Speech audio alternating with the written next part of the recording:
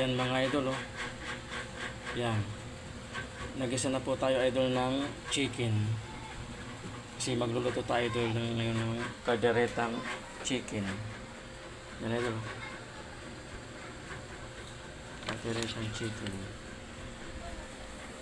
Paborito ng ating mga anak idol. Paborito ng mga anak ko idol ay kaldereta chicken. Yummy daw. Pwede natin ilagay ito lang ating patatas sa carrots. Ayan ito.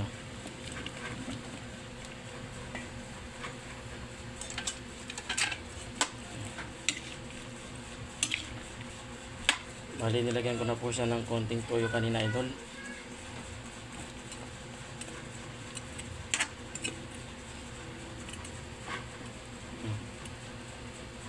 Ngayon idol, lagyan na natin yung ating sauce idol ng kaldereta me.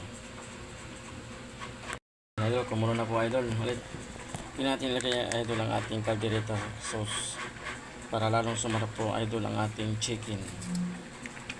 Yun.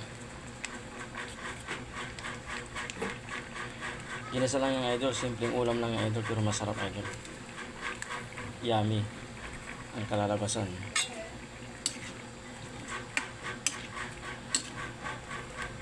Mas maganda idol, medyo may sabaw-sabaw idol kasi yun ang paborito ng ating mga anak idol, ang kaldereta sauce lalo yung sabaw idol. Lalapot naman yan mamaya idol eh.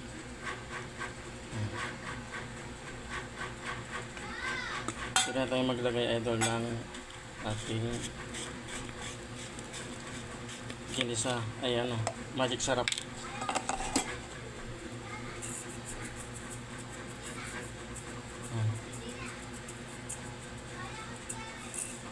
Konting paminta lang idol. Ayan. Ito natin siyang kumulo idol at lumapot ng konti idol. So malambot na rin po yung ating karne idol ng manok. Saka yung ating patatas sa carrots eh, malapit na rin po siyang malambot na. Yaki idol. So idol, oh, naluto na po ang ating kalderetang chicken idol. Napakabango idol, yummy. Tinikman ko na siya kanina idol. Titikman ko ulit siya idol para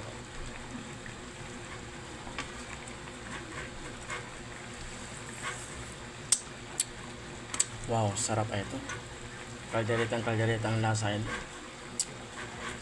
Sarap sa kanin to idol, itong sabaw. Ito yung napapagana sa